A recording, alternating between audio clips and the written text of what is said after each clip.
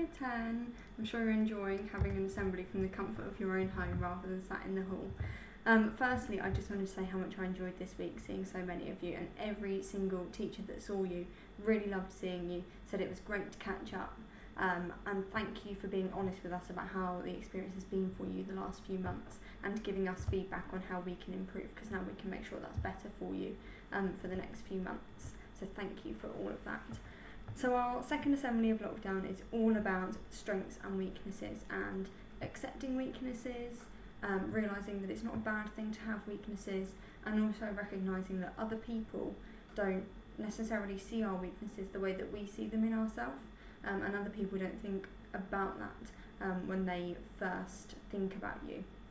So I found a little example to get this across, and it is about a dog, because everybody loves a dog. So we had our Australian bushfires at the end of last year, coming into the beginning of this year, and devastated huge areas, and then they started to rescue some of those areas, and a dog, Bear, came in to help rescue koalas, and he's now saved over 100 koalas. But Bear had weaknesses. He is described as not being a very good pet, and I've got a video to show you, so you'll see all about Bear. But he's not a very good pet, apparently, but that's not what's important. What is important, and the reason that he's in the news, the reason that he's under inspiring stories, is that he had strengths too, and he even used his weaknesses for them to become a strength, and that's what he used in his life. So I'll just show you a little video on Bear so that you know exactly what I'm talking about. There he is.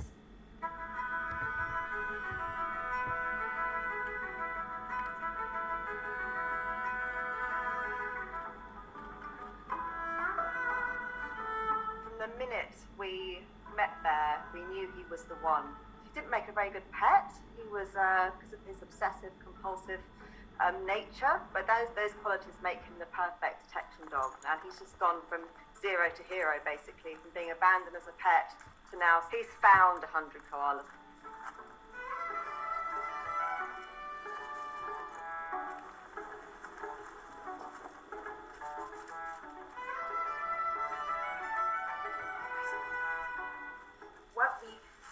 Found out very quickly was that koalas that had survived the fire were now in a habitat that could no longer sustain them. So we call this the second phase, if you want, of the bushfire, that everybody kind of had walked away thinking the worst has happened, right? But what we found was there were hundreds of koalas out there at risk of dying as well. So this is what Bear has focused on now for since January, really.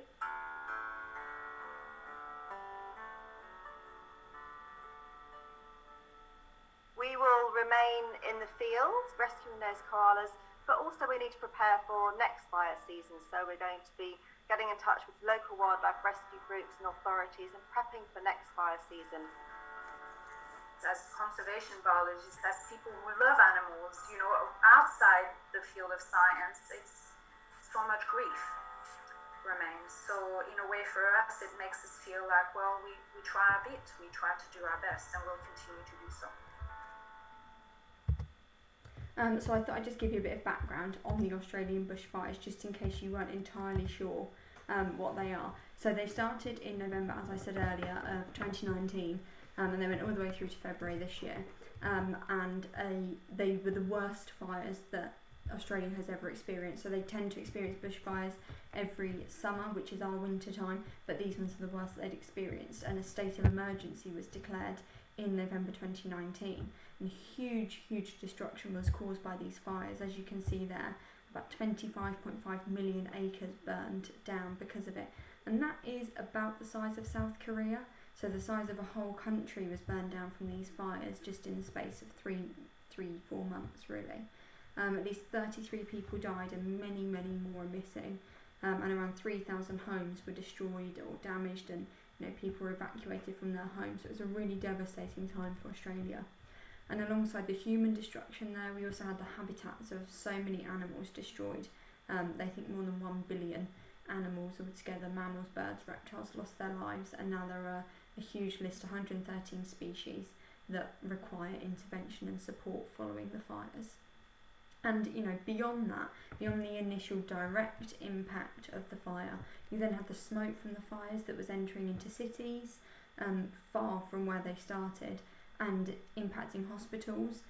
One lady, got off a plane and the smoke that was there triggered respiratory disease distress for her, which is really troubling. And this all has come about, the worst fires, due to climate change. And the hot temperatures that were experienced in Australia, contributed to that. So they had their hottest day ever on record, which was 41.9 degrees Celsius. Last week, our hottest day was 32 degrees. So imagine 10 degrees hotter. It's really hard to imagine, but we were all uncomfortable that day. So you can't really think about how uncomfortable it would be at 42 degrees, and those temperatures just, enabled the fires to really blaze and spread. They were declared contained on the 13th of February, so a few months after they started, and then the focus turned on rebuilding Australia to make sure that it could get back to the way it was, and that is where Bear came into it. So Bear, who yes had his weaknesses, his obsessive compulsive nature, which didn't make him a very good pet, that was a weakness in that sense, but when you put him into a different situation, that same weakness then became a strength of his and enabled him to help rescue over 100 koalas on one of the species on that list of 113 animals that need help.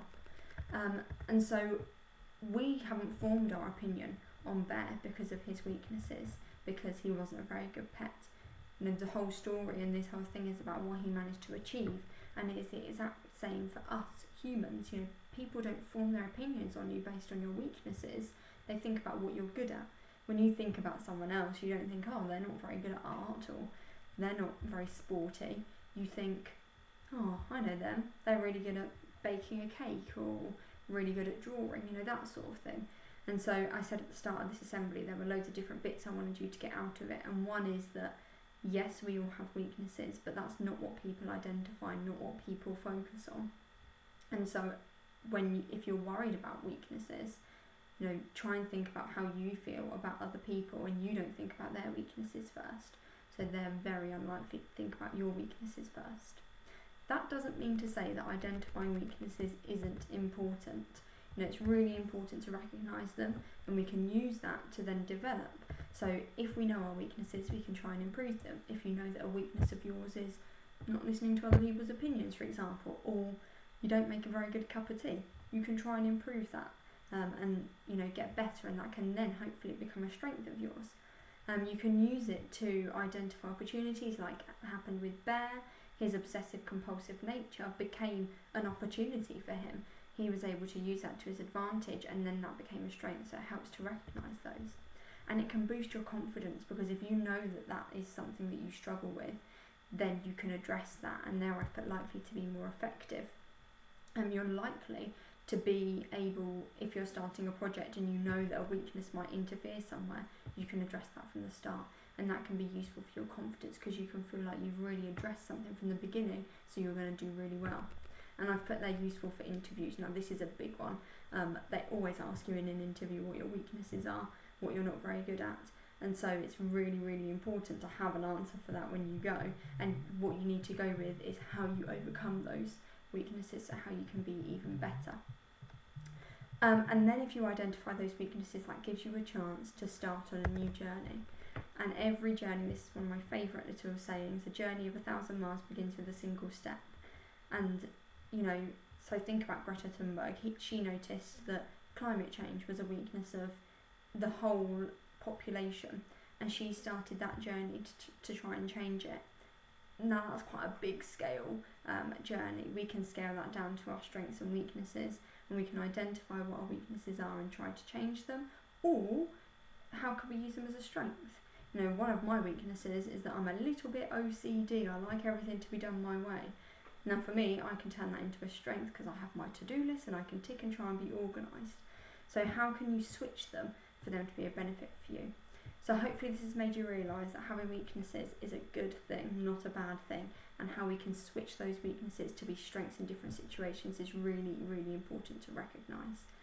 If you've got any questions on anything, or you want to add anything, then please email me. But I look forward to seeing you guys soon. Bye!